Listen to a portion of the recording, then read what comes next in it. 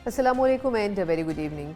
कौमी असम्बली का इजलास बहुत से मामलात लेकर चलने की कोशिश की गई, लेकिन इजलास की शुरुआत पर ही ऐसा लगता है कि पाकिस्तान पीपल्स पार्टी और मुस्लिम लीग नून बहुत सी पॉइंट्स के ऊपर एग्री नहीं कर रहे हैं और कल भी ऐसा महसूस किया गया और कुछ ऑर्डिनेंसेस के ऊपर पाकिस्तान पीपल्स पार्टी के मसाइल ज़रूर सामने आए। लेकिन इस पूरे इजलास की जो असल रीज़न थी वो यही थी कि आगे चलकर एक जॉइंट सेशन जो है वो बुलाया जाना है और उसमें कुछ अहम तरीन कानून साजी पेश की जानी है। पता नहीं गवर्नमेंट इस हवाले से अभी तक कंसेंसस बिल्डअप कर पाई है गवर्नमेंट और उसकी अलाइज में या फिर नहीं कर पाई है, लेकिन लगता यह है कि तैयारी मुकम्मल अभी तक नहीं हो सकी है।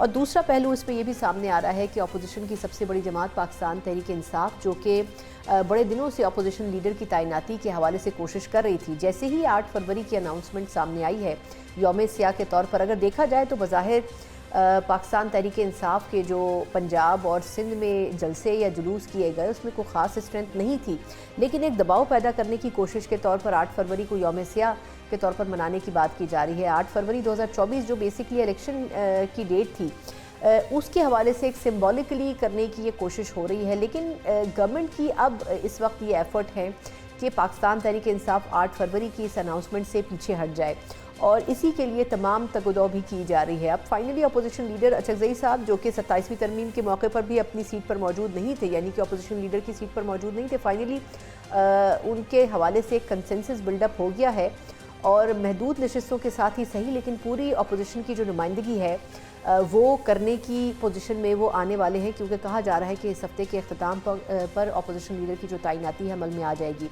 लेकिन एक ऐसे सिचुएशन में जब हम देख रहे हैं कि पीटीआई के अपोजिशन लीडर पार्लियामेंट में अनाउंस कर दिए जाएंगे, वहीं दूसरी तरफ जो खैबर पख्तूनख्वा सूबा है जहाँ पर पीटीआई की हुकूमत है, वहाँ पर ख़ुद सुहेल आफरीदी साहब जो कि वज़ीर आला हैं, न सिर्फ ये कि पंजाब फॉरेंसिक रिपोर्ट के मुताबिक जो कि ख़ुद उन्हीं के सूबे की पेशावर पुलिस की दरख्वास्त पर की गई, उसमें वो मुलव्वस पाए गए हैं 9 मई के केसेस में, कई वीडियोज़ में मौजूद हैं, बल्कि इसके साथ साथ दहशतगर्दी के हवाले से जो बयानियाँ लेकर वो चल रहे हैं, जो कि जमात और उनके सूबे का बयानिया है, वो कहीं पर भी विफाक के बयानिए के साथ कोइंसाइड नहीं करता है और इसकी वजह से मसाइल भी बहुत हद तक बढ़ रहे हैं। अभी एक रोज़ पहले इसके ऊपर हुकूमत की तरफ से एक बड़ी तफसीली प्रेस कॉन्फ्रेंस भी की गई है। इसी वाले से प्रोग्राम के पहले से मैं ज़रा डिटेल में बात करेंगे कि आखिर वफाक क्या माइंड सेट रखता है एक सूबे के वज़ीर आला के बारे में इन इंपॉर्टेंट इशूज़ के ऊपर, और क्या 9 मई के केसेस में अगर वो पाए जाते हैं तो क्या वो वज़ारत आला की कुर्सी के ऊपर बैठ सकेंगे मज़ीद, या उनको हटाए जाने की राह हमवार होगी। इन तमाम चीज़ों का यादा करेंगे। बात करने के लिए प्रोग्राम के पहले सेगमेंट में मेरे साथ मौजूद हैं मुस्लिम लीग नून के सीनियर रहनुमा और वज़ीर मुमलिकत बराए दाखिला सेनेटर तलाल चौधरी साहब। तलाल साहब, सर आपके वक्त का बहुत शुक्रिया।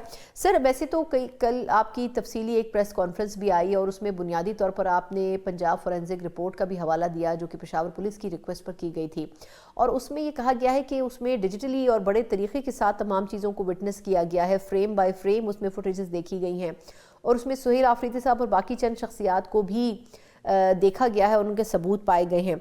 आप क्या समझते हैं कि ये जो फुटेजेस हैं ये ठोस सबूतों के तौर पर काफ़ी होंगी उनके ख़िलाफ़ कार्रवाई के लिए, क्योंकि उनके ऊपर पहले भी काफ़ी केसेस मौजूद हैं, और दूसरा ये कि अगर 9 मई के इन केसेस में उनके ठोस शवाहिद मिलते हैं तो फिर ये समझा जा सकता है कि उनको वज़ारत आला की कुर्सी से हटाया जा सकेगा मुस्तक़बिल में। सीएम के बारे में जो उनकी फोरेंसिक एक वीडियो हुई है, ये एक अदालती प्रोसेस है। अदालत तमाम जो सबूत है उनकी फोरेंसिक भी करवाती है, बाकी इदारों से रिपोर्ट भी लेती है, तो ये तो फैसला अदालत करेगी कि ये वो किस में शामिल थे, तो अगर कोई ऐसे सबूत होंगे तो उन्हें सज़ा होगी। बाकी हमें कोई इंटरेस्ट नहीं है किसी को सज़ा करवाने में या किसी को ना सज़ा करवाने के लिए। हम तो चाहते हैं कि ये अपना फ़र्ज़ निभाएं, वज़ीर आला के तौर पे भी, हुकूमत के तौर पे भी, अपोजिशन के तौर पे भी। लेकिन वज़ीर आला बदलने से, अपोजिशन लीडर बदलने से वानी पीटीआई की लिए कोई तब्दीली नहीं आएगी, उनके लिए नारा नहीं आएगा। इसलिए बेहतर है कि अपनी ज़िम्मेदारी पूरी करें। ये भी फरमाइएगा कि वफाकी हुकूमत की तरफ से बार बार टेररिज्म का सवाल उठाया जा रहा है कि केपी की गवर्नमेंट टेररिज्म के ख़िलाफ़ कोई ख़ास कार्रवाई नहीं कर रही है, और फिर सबसे बढ़कर ये कि केपी हुकूमत का जो टेररिज्म के हवाले से एक नैरेटिव है वो बिल्कुल मुख्तलिफ है वफाक के नैरेटिव या हमारी जो सिक्योरिटी इदारे हैं उनके नैरेटिव से। तो आप क्या समझते हैं कि क्या वो जो पॉइंट स्कोरिंग का इल्ज़ाम लगा रहे हैं मुस्लिम लीग नून के ऊपर वो दुरुस्त है? देखिए, ना पंजाब पॉइंट स्कोरिंग करता है ना वफाक करता है, और हम नेम और शेम करना ही नहीं चाहते। जो काउंटर टेररिज्म ड्राइव है ये جو نیشنل ایکشن پلان ہے اسی سے لے کر ہم آگے چل رہے ہیں. اور نیشنل ایکشن پلان دوسری دفعہ اس وقت اس کو دوبارہ سے بنایا گیا تھا جب بانی پی ٹی آئی کی حکومت تھی اور وہ خود وزیر اعظم تھے. تو انہی کے ہاتھوں کا بنا ہوا اور ایسا ڈاکومنٹ جو کنسسٹنٹ ڈاکومنٹ ہے بٹوین دی پروونسز اور ڈفرینٹ پارٹیز. تو کنسنسس ہونے والے ڈاکومنٹ پہ فیصلے پہ اور ایسا نیشنل ایکشن پلان جو ان کے دور میں بنا ہے اس پہ کیوں عمل نہیں کر رہے؟ کیا اس میں پوائنٹ اسکورنگ ہے؟ کیا یہ نہ پوچھیں کہ اتنی شہادتیں کیوں ہو رہی ہیں؟ کیا یہ نہ پوچھیں کہ آپ کا فرض بنتا ہے کہ فورینسک لیب بنے، سیف سٹیز بنے، CTD ڈپارٹمنٹ بنے؟ اور کیا یہ نہ پوچھیں کہ شہدا کی گھر یا شہدا کے ساتھ کھڑے کیوں نہیں ہوتے؟ کیا یہ کیوں نہ پوچھیں کہ باقی صوبوں میں اگر امن ہے، اگر پنجاب میں سندھ میں خصوصاً پنجاب میں اگر امن ہے تو کیوں ہے؟ کیونکہ ادارے بنے ہیں. یہ اس وقت بنے ہیں جب کسی کو یاد بھی نہیں تھا. کاؤنٹر ٹیررزم ہو، فورینسک لیب ہو، سیف سٹیز ہو. پھر جو پولیٹیکل قیادت ہے اس کی نمبر 1 پرائورٹی امن و امان اور دہشت گردی کا خاتمہ ہے. جب تک آپ کی سیاسی قیادت کا یہ ریزالو نہ ہو تب تک کیسے معاملہ حل ہوگا؟ تو یہ قومی ذمہ داری ہے. اس کو سیاسی تو آپ کر رہے ہیں اپنی سیاسی فائدے کے لیے، اپنی بانی کو ریلیف دلوانے کے لیے اس طرح کی مبہم بیانات اور قومی نیریٹو میں ابہام پیدا کر رہے ہیں. بہت بہت شکریہ سینیٹر طلال چودھری صاحب ہمارے ساتھ موجود تھے، وزیر مملکت برائے داخلہ. حکومت کا موقف تو ہم نے جانا ہے، لیکن یہ بھی بات کرنی بڑی ضروری ہے کہ ایک طرف حکومت یہ چاہتی ہے کہ اپوزیشن ان کی تمام باتوں کے اوپر منوان نہ صرف یہ کہ لبیک کہے بلکہ ان کو قبول بھی کرے اور اچھے بچوں کی طرح پارلیمنٹ کے اندر بیٹھ بھی جائے. لیکن ایک طرف ہم دیکھ رہے ہیں کہ حکومت اور اپوزیشن کے مذاکرات کی بات بھی ہو رہی ہے، اور یہ مذاکرات ہونے کے لیے ماحول سازگار ہونا بڑا ضروری ہے. ایک ایسی اپوزیشن جس کو اپوزیشن لیڈر ہی نامزد کرنے کی نوبت نہیں آ سکی، اب بظاہر ایسا محسوس ہوتا ہے کہ جب سے 8 فروری کے یوم سیاہ کے بارے میں اور احتجاج کے بارے میں ماحول بننے لگا ہے، تب سے شاید حکومت کو بھی ضرورت محسوس ہو رہی ہے کہ اب اپوزیشن سے بات چیت ہونی چاہیے اور سب سے پہلے اپوزیشن لیڈر نامزد ہونا چاہیے. اس کے لیے فائنلی گورنمنٹ کے درمیان اور اپوزیشن کے درمیان پل کا کردار ریاض صادق صاحب ادا کریں گے. لیکن بہت سی چیزیں ایسی ہیں جو کہ بیک اینڈ کے اوپر اپوزیشن کو دبانے کے لیے کی جا رہی ہیں. پنجاب فورینسک کی رپورٹس میں شامل ہے سہیل آفریدی صاحب کے حوالے سے، اور اس کے علاوہ دیگر جو لیڈران ہیں ان کے حوالے سے بھی. اور پھر یہ کہ ٹیررزم کا ایک ایسا مسئلہ ہے جو بڑا ہی توجہ طلب ہے، لیکن اس کے اوپر وفاق اور صوبہ ایک پیج پر موجود نہیں ہے. تمام چیزوں پر بات کریں گے. بات کرنے کے لیے میرے ساتھ موجود ہیں پاکستان تحریک انصاف کے اور ممبر قومی اسمبلی علی محمد خان صاحب. علی بھائی بہت شکریہ آپ کے وقت کا. پہلے تو بتائیے گا کہ یہ جو محمود اچکزئی صاحب ہیں، مہینوں سے ان کا نام اپوزیشن لیڈر کی صورت میں دیا گیا اور بڑی دفعہ لے دے ہوئی کہ اس کو شاید تبدیل کر دیا جائے، لیکن اب فائنلی ایسا لگ رہا ہے کہ شاید ان کو اپوزیشن لیڈر نامزد کر دیا جائے اس ہفتے کے اختتام پہ. ابھی بھی آپ کو لگتا ہے کہ گورنمنٹ سنجیدہ ہے اس فیصلے میں، یا ابھی بھی کہیں کوئی ٹال مٹول سے کام لیا جا رہا ہے؟ بسم اللہ الرحمن الرحیم. بہت شکریہ جی. بسم اللہ، اللہم صلی علی محمد و علی محمد. بظاہر تو ابھی کوئی مسئلہ نہیں ہونا چاہیے، کیونکہ کل جس طرح اسپیکر محترم ایاز صادق صاحب نے آگے کا ایک انہوں نے وے فارورڈ دیا ہے، تو امید ہے کہ کل تک یا میکسیمم جمعرات تک اچکزئی صاحب کی نامزدگی اور ان کا سارا پروسیس پورا ہو جائے. لیکن جو اس حکومت کا ٹریک ریکارڈ ہے تو ان کا پتہ ویسے کچھ نہیں ہے. جس طرح انہوں نے سندھ میں ہمارے وزیر اعلیٰ صاحب کے ساتھ کیا، پہلے اجرک اور ٹوپی پہنائی اور اس کے بعد جو ہمارے ساتھ ہوا، لیکن ہوپ فلی مرکز میں کچھ ایسا نہیں ہوگا. اور بالآخر اگست کے بعد عمر ایوب صاحب کی ڈسکوالیفیکیشن کے بعد جو ہے دوبارہ اپوزیشن لیڈر جو ہے اپنی سیٹ اکوپائی کریں گے. اور صرف ہماری بات نہیں ہے، تحریک انصاف کی بات نہیں ہے، یہ پارلیمنٹ کے لیے ضروری ہے کہ جتنا پارلیمنٹ کے لیے قائد ایوان ضروری ہے، شاید اس سے زیادہ اپوزیشن لیڈر ضروری ہوتا ہے. اور مت بھولیے کہ 27ویں ترمیم جو ابھی پاس ہوئی ہے وہ اپوزیشن لیڈر صاحب کی غیر موجودگی میں، کیونکہ there was no opposition leader when the constitutional amendment was getting passed. لیکن علی بھائی یہ فرمائیے گا کہ آپ کے خیال میں محمود اچکزئی صاحب ہی واحد آپشن ہو سکتے ہیں؟ کیونکہ دیکھیں کچھ ناقدین کی رائے یہ ہے کہ اچکزئی صاحب کے اسٹیک پر بہت کچھ نہیں ہے. ان کی جماعت تو آپ کو پتہ ہے کتنی سیٹوں پر سٹینڈ کرتی ہے، تو کیا واقعی وہ اگر لیڈر بنیں گے تو ان کو پھر پی ٹی آئی کا تو سب سے بڑا نمبر ہے اپوزیشن میں، تو پھر ان کے فیصلوں کو اس طریقے سے پارلیمنٹ میں پھر اون بھی کیا جائے گا پی ٹی آئی کی طرف سے؟ یہ تحریک انصاف ان کو سپورٹ کر رہی ہے، عمران خان صاحب کی ڈائریکشن ہے اور ہم سب نے ان کو جیسی ان کی ڈائریکشن آئی ہم سب نے ان کو سپورٹ کیا اور سب نے دستخط کر کے جو ہے تحریک انصاف کی طرف سے جو پروسیس ہے وہ کمپلیٹ ہوا۔ سب سے پہلے دستخط ہمارے چیئرمین بیرسٹر گوہر نے کیا، دوسرا دستخط میرا تھا اور اس کے بعد سارا کمپلیٹ ہوا۔ تو ان کو تو فل سپورٹ ہے کیونکہ عمران خان صاحب کی لیڈر کی ہماری کی ڈائریکشن ہے، اور میرے خیال میں انشاءاللہ چغزئی صاحب بھی تحریک انصاف کی پارلیمنٹری پارٹی کو جو سب سے بڑی اپوزیشن ہے اس وقت اس کو لے کے چلیں گے۔ ان کو پتہ ہے کہ تحریک انصاف کا مطمع نظر کیا ہے۔ عمران خان صاحب کی رہائی سے بڑا اس وقت کوئی ایشو پاکستان کے اس پورے پولیٹیکل سسٹم کو درپیش نہیں ہے۔ یہ سب سے بڑا روڈ بلاک ہے جمہوریت کی اس گاڑی کے سامنے۔ جب تک عمران خان صاحب کی اڈیالہ جیل سے ان کی اسیری ختم نہیں ہوتی، وہ عزت کے ساتھ باہر نہیں آتے، جمہوریت کی یہ گاڑی جو ہے یہ پٹڑی پہ چڑھ نہیں سکتی۔ تو میرے خیال میں چغزئی صاحب کو، علامہ ناصر عباس صاحب کو اور تحریک تحفظ کی تمام قیادت کو اس کا پتہ ہے کہ عمران خان صاحب کی رہائی ہی وہ واحد مدعا ہے جس کے لیے خان صاحب نے ان کو نامنیٹ کیا ہے، اور اس کے ساتھ ساتھ رول آف لا اور یہ ساری چیزیں، supremacy of the constitution, civil supremacy, یہ ساری چیزیں ہیں۔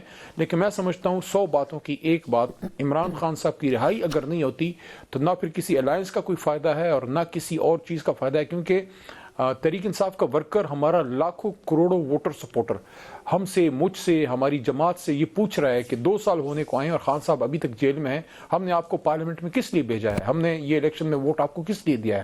تو میں سب پہ واضح کر دوں، حکومت پہ بھی، تحریک تحفظ کے ہمارے ساتھیوں پہ بھی، اپنی جماعت کی قیادت پہ بھی، کہ صرف اور صرف عمران خان کی رہائی وہ سب سے بڑا مدعا ہے جس کے لیے ہم الائنس کو ساتھ لے کے چل رہے ہیں۔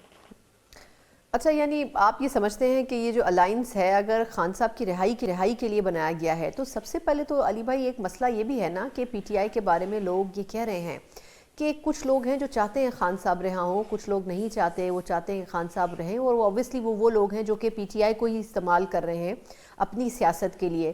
تو جو وہ اس قسم کے ہاکس ہیں ان سے کیسے پیچھا چھڑائیں گے آپ لوگ؟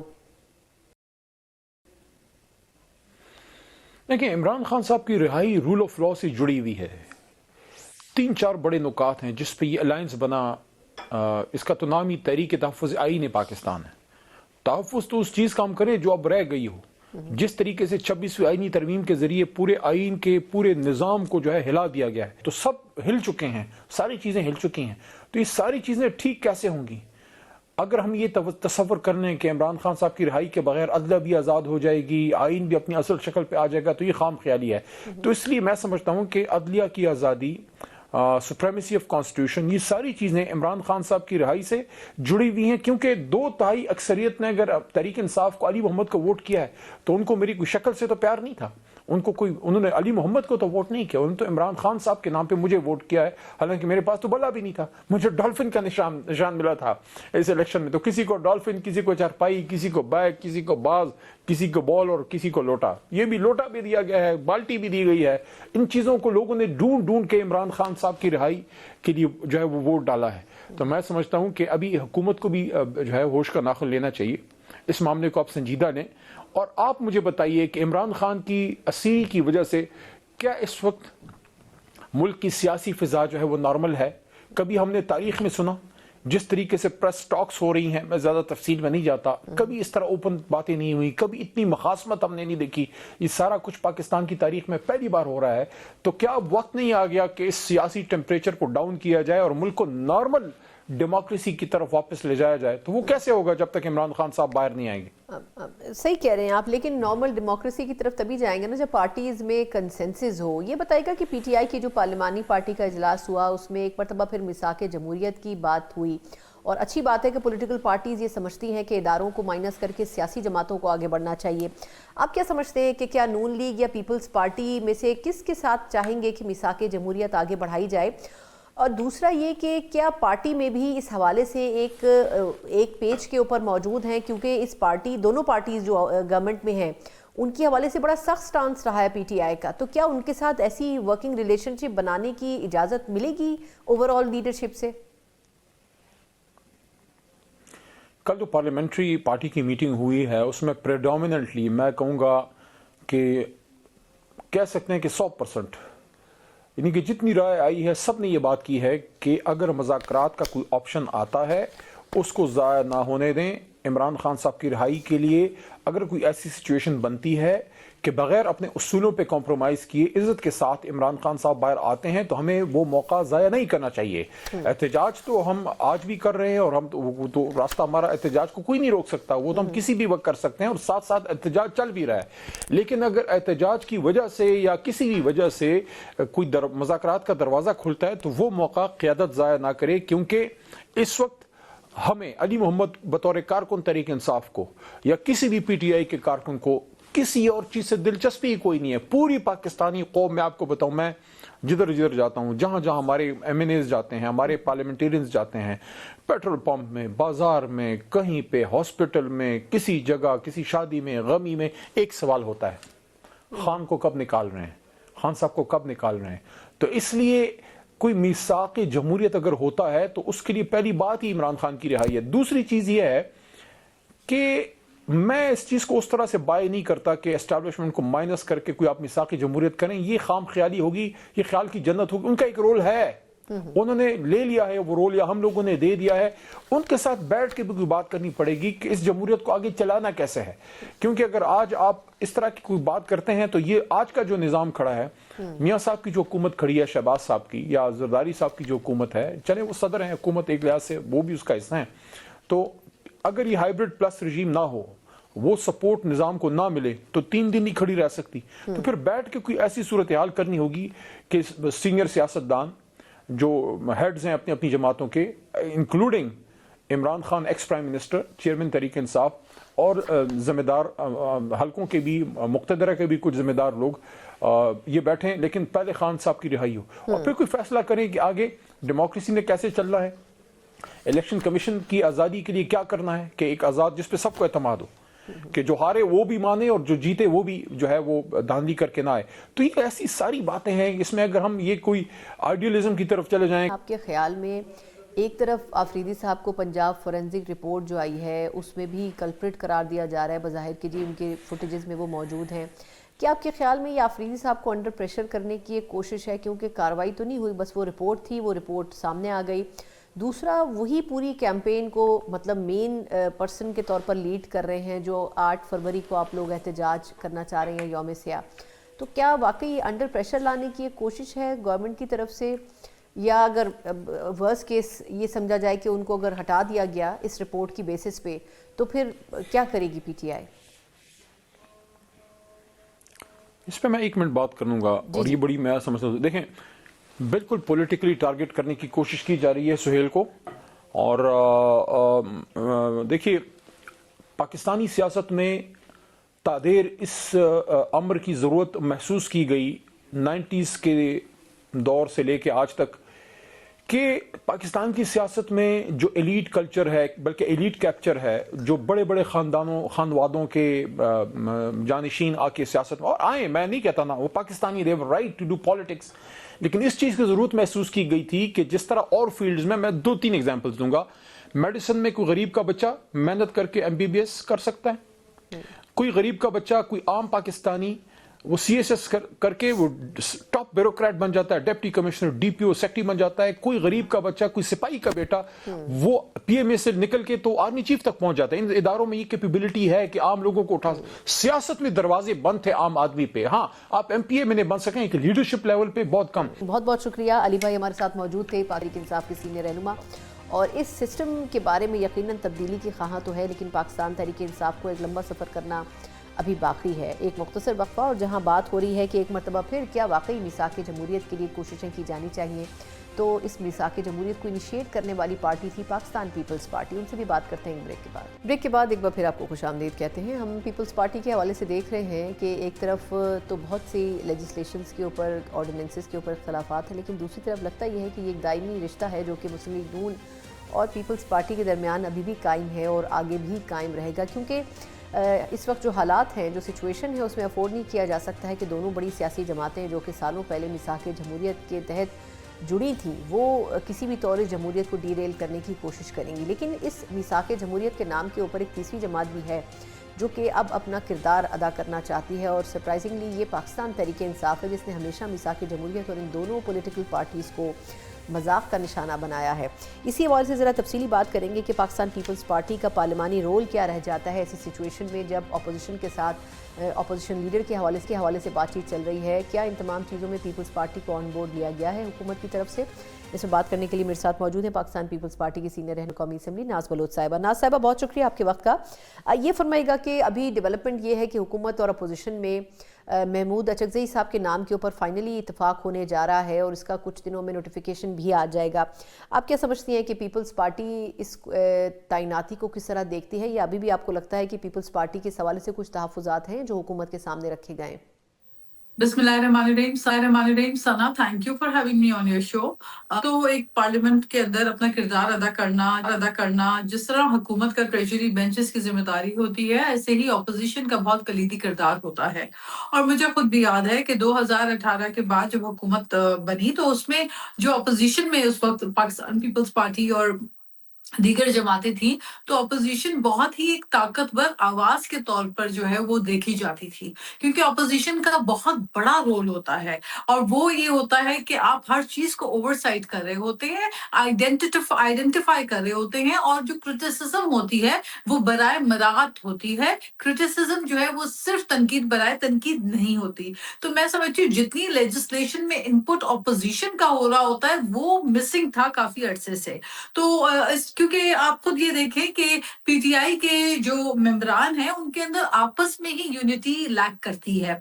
सो मच सो कि आपस में एक दूसरे के इख्तलाफात उनके इतने बढ़ गए हैं कि वो पार्लियामेंट के अंदर भी नजर आते हैं। तो मेरा ख्याल है कि खुद एक कमजोर सियासी जमात के तौर पे उनकी जो प्रेजेंस है उससे नुकसान जो है वो पार्लियामेंट का एक ऑपोजिशन का जो किरदार होता है वो हमें दिखाई नहीं दे रहा कहीं पर इनकी तरफ से।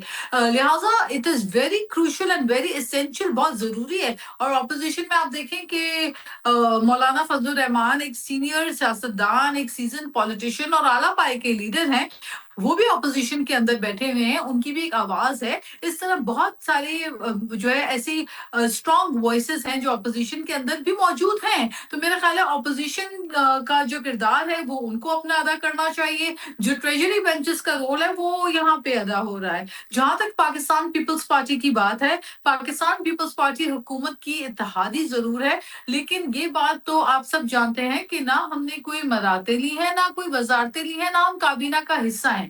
इससे बड़ी बात क्या हो सकती है कि एक सियासी जमात अपने जाती मफाद को बहुत पीछे रखकर जमहूरी निजाम को चलाने के लिए अपना किरदार अदा कर रही है in the largest interest of the country and democracy. और ये है वो पहलू जो कि आपको मजीद जो है इस बात की तरफ याद दिलाता है कि शहीद मोहतरमा बेनजीर भुट्टो का जो चार्टर ऑफ डेमोक्रेसी का जो एक उनका एक काविश थी, जो उनकी कोशिश थी, ये उसी को आगे बढ़ाता हुआ जा रहा है कि हमें जमहूरियत को जो है फरूग देने के लिए अपना अपना किरदार अदा करना होगा, अपने ईगो को पीछे रखकर, अपनी अना की सियासत को पीछे छोड़कर। और इसमें मुल्क का फायदा है, क्योंकि रोजमर्रा के जो मामलात हैं, जो पब्लिक इंटरेस्ट के इश्यूज होते हैं, वो पार्लियामेंट के अंदर हाईलाइट भी किए जाते हैं। हम ट्रेजरी बेंचेस के अंदर हम बैठे हैं और वहां पर भी जहां पर तनकीद की जरूरत होती है वहां हम तनकीद भी करते हैं। जहां एहतजाज करना पड़ता है हम अपना बहुत ही डिसेंट अंदाज में अपना एहतजाज भी रिकॉर्ड कराते हैं। फिर हुकूमत के साथ मिलकर मशावरत भी होती है, डायलॉग्स भी होते हैं और एक साथ बैठकर मसाइल का हल निकाला जाता है। तो आई थिंक, और ये भी जानते हुए कि पाकिस्तान पीपल्स पार्टी और पीएमएलएन दो मुख्तलिफ सियासी जमात हैं, दोनों के नजरियात मुख्तलिफ हैं, लेकिन जो एजेंडा 1 पॉइंट एजेंडे पे जो हम एक हैं वो ये है कि पाकिस्तान के सलामती, पाकिस्तान की बका, पाकिस्तान की सोवरेनिटी और पाकिस्तान के एक प्रोस्पेरिटी और बेहतर मुस्तकबिल के लिए एक साथ किरदार अदा करने का अगर वक्त है तो फिर इक्तदार नहीं, पावर नहीं, इख्तियार नहीं, लेकिन अपने मुल्क की खिदमत के लिए आप एक होकर बैठ सकते हैं। ये एक बहुत बड़ी, मैं समझती हूँ, बेहतरीन मिसाल है और पीटीआई जैसी सियासी जमातों को सीखना चाहिए दीगर सियासी जमातों से। इसमें کوئی برائی نہیں ہے جب آپ پارلیمنٹری پروسیس دوسروں سے سیکھیں. اور یہ جو تدبر ہے، یہ جو ٹالرنس ہے، یہ جو انکلوسیوٹی ہے، یہ چیزیں آپ کو پاکستان پیپلز پارٹی میں جو دکھائی دیتی ہیں، میں سمجھتی ہوں کاش کے اپوزیشن کے اندر پی ٹی آئی جیسی جو جماعتیں ہیں ان کو اس بات کی سوچ ہو کہ آپ اپنے صرف ذات اور مفاد کو جو ہے مد نظر رکھتے ہوئے آگے رکھ کر اگر آپ ملک کو داؤ پہ لگانے کے لیے خدا نخواستہ آپ منفی سیاست اگر کریں، اگر انتشار کی سیاست کرتے ہیں اور آپ کا مقصد ہی صرف یہ ہوتا ہے کہ کسی نہ کسی طریقے سے کوئی انتشاری پالیٹکس کی جائے، تو میں سمجھتی ہوں وہ نہ صرف اس کا نقصان اس سیاسی جماعت کو ہے بلکہ ہماری پارلیمنٹ کو اس کا نقصان ہوتا ہے. جی یہ فرمائے گا کہ کل بھی ہم نے دیکھا کہ پیپلز پارٹی میں اور مسلم لیگ نون میں ایک کوئی انڈرسٹینڈنگ ہوتی ہوئی نظر نہیں آئی. کچھ صدارتی آرڈیننسز صدر کے دستخط کے بغیر جاری ہوئے اور پھر اس پر پیپلز پارٹی نے بڑی سیویئر ریزرویشنز دیں اور اس کے بعد وہ واپس لے لیے گئے. تو آپ کو کیا لگتا ہے کہ حکومت نے آخر صدر پاکستان تک کو آن بورڈ لینے کی ضرورت کیوں نہیں محسوس کی ہوگی؟ دیکھیں، اس کے اوپر ہم نے اپنا احتجاج بھی ریکارڈ کیا. آپ درست فرما رہی ہیں ثنا کہ ایک آرڈیننس بغیر صدر مملکت کی دستخط کے جو ہے وہ آپ نہیں لے کر آ سکتے، اور اگر ایسا ہوا تو اس کو ہم نے پاکستان پیپلز پارٹی نے پارلیمنٹ کے اندر ہم نے اس کو نہ صرف ایشو کو ہائی لائٹ کیا بلکہ مسترد بھی کیا اور کنڈیم بھی کیا اس پروسیجر کو، اس پروسیس کو، اس طریقے کار کو. تو میں سمجھتی ہوں کہ جب پارلیمنٹ خود سیشن جب چل رہا ہو تو اس دوران آپ پارلیمنٹ میں کسی بھی ایشو کو اٹھا کر اس کے متعلق لیجسلیشن کر کے آپ کوئی قانون سازی کر سکتے ہیں. تو جب سیشن آن پروسیس ہے اور ایسے میں آرڈیننس جو ہے وہ سمجھ سے بالا تر ہے، اور آرڈیننس جو ہے صدر مملکت کے دستخط کے بغیر ہو نہیں سکتا. تو ایک ہیسٹ میں، ایک جلد بازی کے اندر ایسا لگ رہا تھا کہ پی ایم ایل این کی جانب سے یہ آرڈیننس لایا گیا، لیکن جب ہم نے احتجاج کیا، ہمارے احتجاج کے بعد وہ آرڈیننس انہوں نے واپس بھی لیا. تو میں یہی کہنا چاہ رہی ہوں کہ جہاں پر کریکشن کی ضرورت ہوتی ہے سیاسی جماعتیں اپنا کردار ادا کرتی ہیں اور کرنا چاہیے. لیکن دیکھیں، ہم نے ایک بہت ہی جمہوری پیرائی میں اب رہتے ہوئے، ایک دائرے کے اندر رہتے ہوئے، ایک تہذیب کے دائرے میں رہتے ہوئے ہم نے اپنا احتجاج ریکارڈ کیا اور اس کا آپ نے اثر بھی دیکھا. لیکن یہ چیزیں ہمیں اپوزیشن کی طرف سے نہیں دکھائی دیتی. تو میرا خیال ہے کہ پاکستان پیپلز پارٹی اور پی ایم ایل این کے ساتھ جو ہماری اس وقت جو اتحاد ہے وہ اس حد تک ضرور ہے کہ ہم نے حکومت کو اس لیے ہم ساتھ دے رہے ہیں کہ ملکی جو باغ دوڑ ہے، جو ملکی مسائل ہیں، جو ملکی ایشوز ہیں، اسپیشلی اس وقت جو خطے کے اندر حالات ہیں اور جو دہشت گردی کی اٹھتی ہوئی لہر ہے، اس کے اوپر ہم ملک کے اندر جو ہے وہ غیر سیاسی اور غیر مستحکم سیاست جو ہے وہ اس وقت ملک کے حق میں نہیں ہے. اس لیے سیاسی سمجھ کی ضرورت ہے، سیاسی سمجھداری اسی میں ہے جو پاکستان پیپلز پارٹی کر رہی ہے. اور آپ اس میں بڑی مثال یہ دیکھ لیں کہ کتنے بڑے دل کا مظاہرہ پاکستان پیپلز پارٹی نے کیا کہ پی ٹی آئی کی جانب سے جب ان کے چیف منسٹر جو ہے وہ دورے پہ نکلے اور وہ سیاسی دورے پہ نکلے اور وہ اپنے کراچی کی طرف جب وہ آئے تو بہت ہی بڑے دل کا مظاہرہ کیا گیا. ہمارے وزراؤں نے ان کو ایئرپورٹ پہ ریسیو بھی کیا، ان کو سندھی اجرک اور ٹوپی جو ہماری ثقافت ہے اس کے ساتھ ان کو ویلکم بھی کیا، کیونکہ ہمیں خوف نہیں ہے. ہمیں پتا ہے کہ ہمارا مینڈیٹ ہمارا ہے، ہمیں پتا ہے کہ ہم یہاں پہ اپنی ایک پراپر آرگنائزیشنل سٹرکچر کے ساتھ ہمارا جو وجود، سیاسی وجود ہے وہ قائم ہے اور اس کو کوئی پولیٹیکل پارٹی جو ہے وہ ڈیمیج نہیں کر سکتی. لہٰذا ہمیں نہ تو کوئی ڈر تھا نہ کوئی خوف تھا. ہم نے کہا جی جناب آئیے اور آ کے آپ کر لیجئے جو کچھ آپ نے جلسہ کرنا ہے، لیکن اس کا بھی ایک طریقہ کار ہوتا ہے.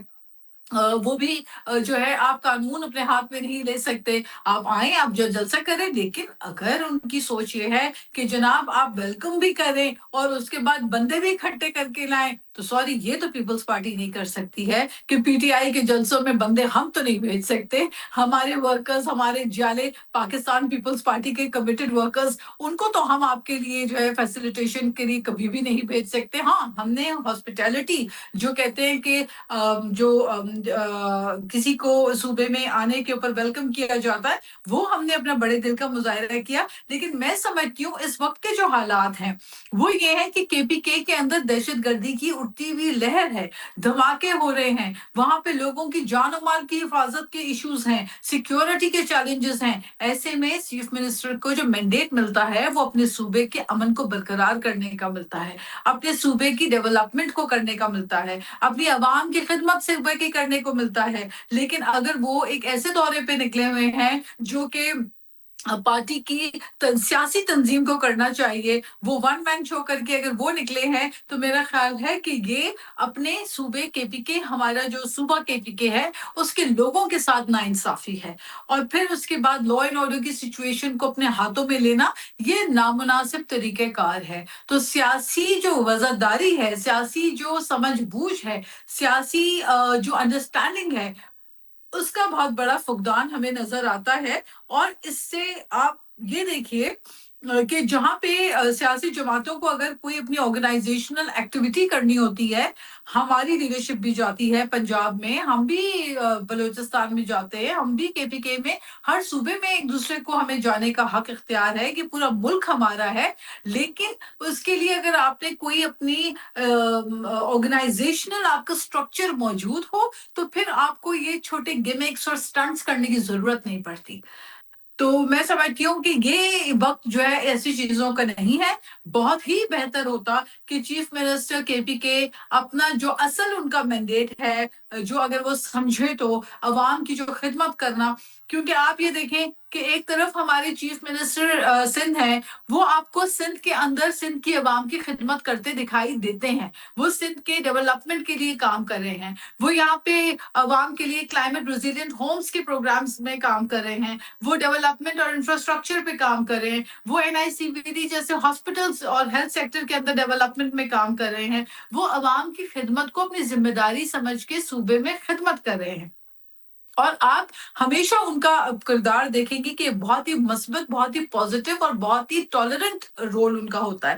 اسی طریقے سے ہر صوبے کا یہ عوام کا حق ہے کہ ان کے جو وزراء اعلیٰ ہیں وہ ان کی خدمت بیٹھ کر کریں، نہ کہ دوسرے صوبوں میں جا کے انتشار کی لہر پیدا کریں.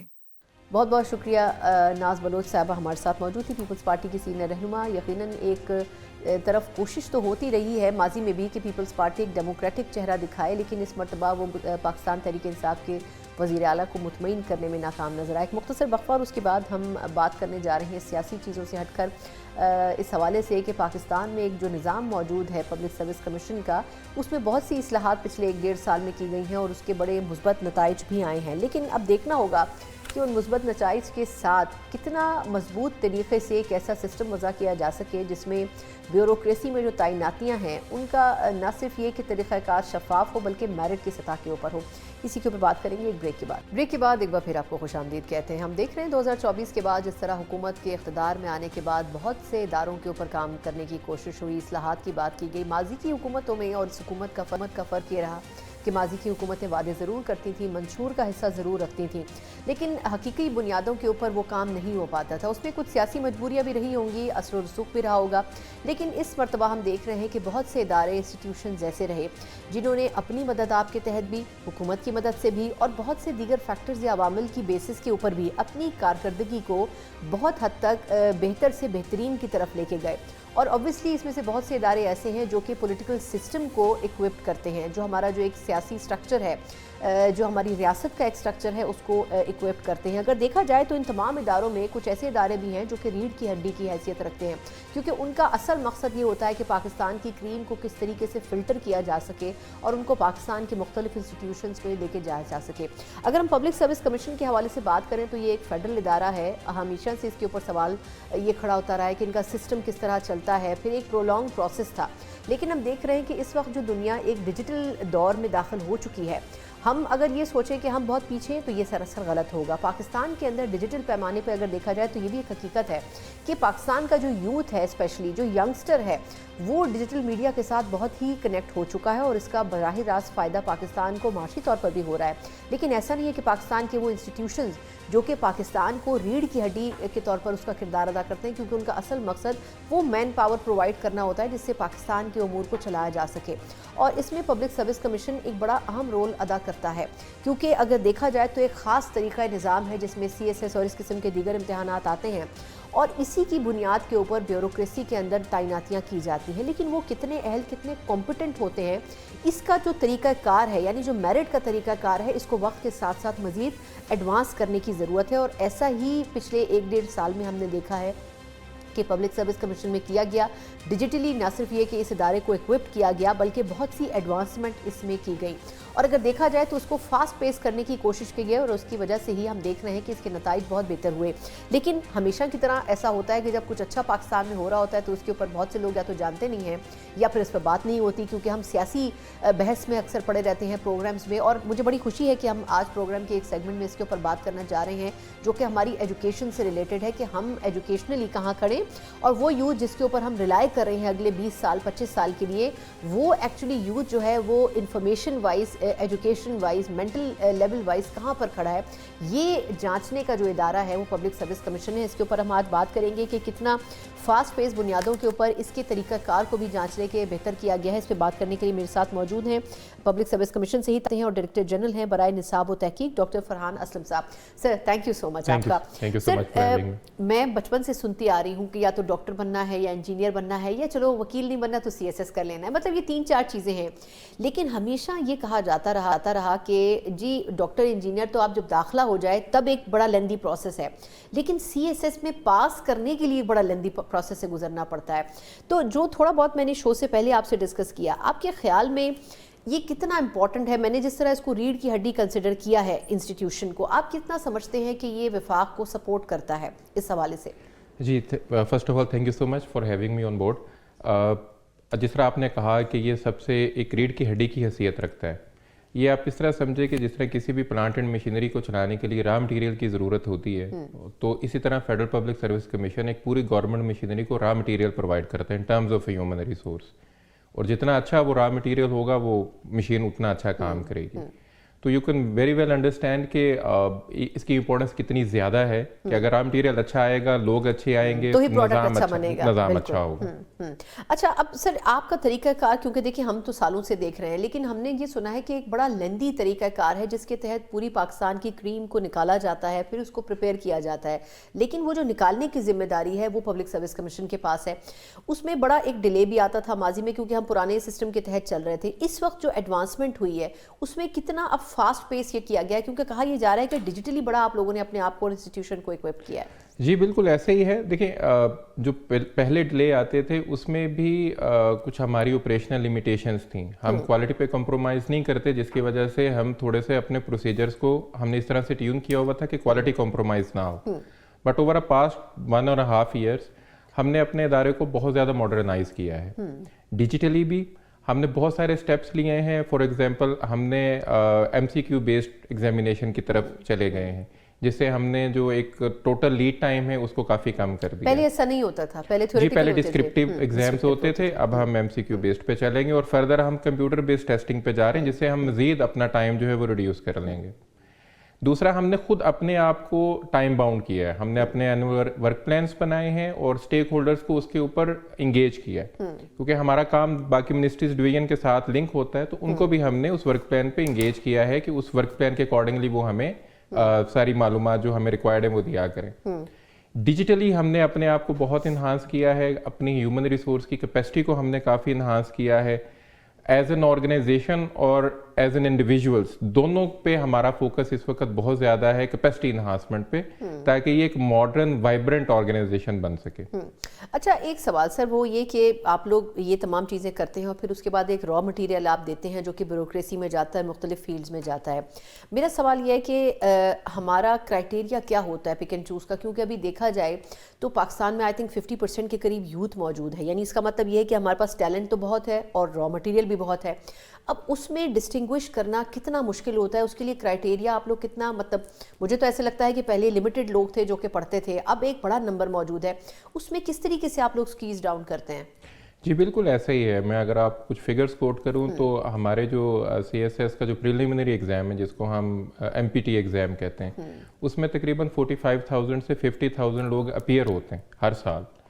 इसी तरह जो CSS का मेन कितनी सीट्स के लिए होते हैं वो अवेलेबल, इन टोटल सीट्स कितनी होती हैं? वो रफली 200-250 के अराउंड वो सीट्स 200 या 300 सीट्स के लिए? जी रफली। और इसी तरह जो CSS का मेन एग्ज़ाम होता है उसमें तकरीबन 15,000 to 20,000 लोग अपीयर होते हैं, जो डिस्क्रिप्टिव एग्ज़ाम है एज ऑफ नाउ। इसी तरह अगर हम जनरल रिक्रूटमेंट की बात करें, जो मिनिस्ट्रीज डिवीजन की टेक्निकल इदारों की जो हम रिक्रूटमेंट करके देते हैं, उसमें रफली 150,000 to 250,000 पर एनम लोग अप्लाई करते हैं। माशाल्लाह। तो यू कैन वेरी वेल जज के ये कितना मुश्किल है कि इतने बड़े पूल में से क्वालिटी को भी इंश्योर करना, टाइमली रिजल्ट्स को भी डिलीवर करना, और फिर एक इंटेग्रिटी भी बरकरार रखना, जो इस इदारे का एक खासा है कि over a period of time इसके ऊपर डिले के क्रिटिसिज्म तो होता रहा, बट कभी ये नहीं हुआ कि FPSC जो है वो इन्फ्लुएंस होता है या इसके कोई प्रोसीजर्स में किसी जगह पे कोई फला है।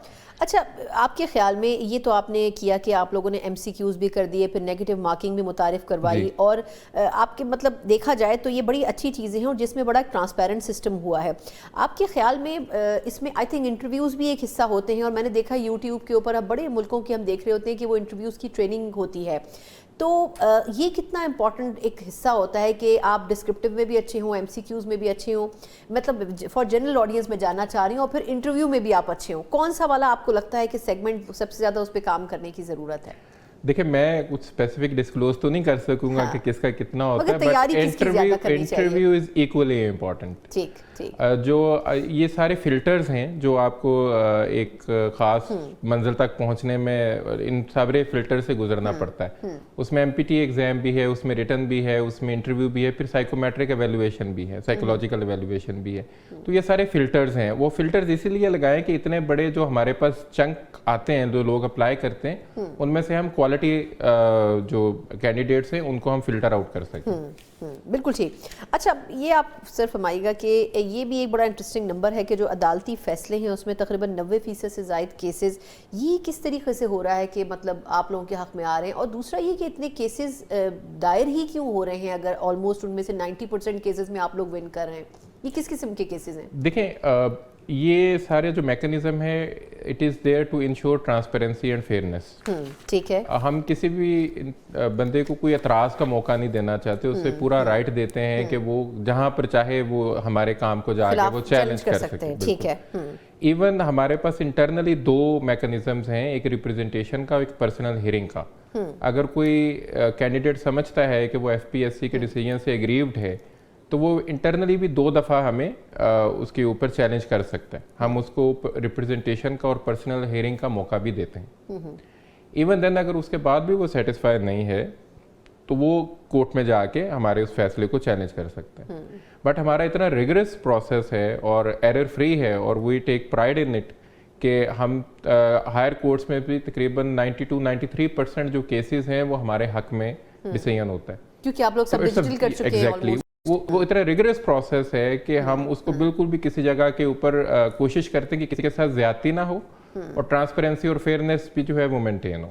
बहुत बहुत शुक्रिया डॉक्टर फरहान असलम साहब हमारे साथ मौजूद थे। पब्लिक सर्विस कमीशन में डायरेक्टर जनरल हैं बराए निसाब और तहकीक। और मेरा ख्याल ये है कि इस इदारे के हवाले से काबिल सताइश बात यह है कि बहुत से दीगर इदारों की तरह इस इदारे में भी एडवांसमेंट हो रही है, जदीदियत आ रही है, और सबसे बड़ी चीज़ ये है कि डिजिटल दौर में होने की वजह से अब इस जैसे इतने बड़े इदारे को, जहाँ से बेसिकली आप एक ऐसा मटीरियल जो कि यूथ की शक्ल में होता है वो आप मुख्तलिफ इंस्टीट्यूशंस में ट्रांसफ़र करते हैं, उसका डिजिटल होना बड़ा ज़रूरी था, और इवेंचुअली हम देख रहे हैं कि ये भी अब डिजिटल सफ़र की तरफ गामज़न है। और अच्छी चीज़ ये है कि इसमें जो एक ट्रांसपेरेंसी है, जो एक मेरिट का एलिमेंट है, वो बहुत ज़्यादा फ्लोरिश किया है, और यकीनन उसके नताइज भी बेहतर होंगे। शायद हमें ये चीज़ लगती है कि एक छोटा सा कदम है, लेकिन अगले आने वाले 10 साल 20 साल में उसके नताइज जो हैं वो पाकिस्तान का जो एक तरीक़ाकार है मुख्तलिफ इंस्टीट्यूशंस के काम करने का, उसमें तब्दीली की इब्तिदा ज़रूर साबित होगा। इसी के साथ ही प्रोग्राम का वक्त ख़त्म होता है। मुझे इजाज़त दीजिए। अल्लाह हाफ़िज़।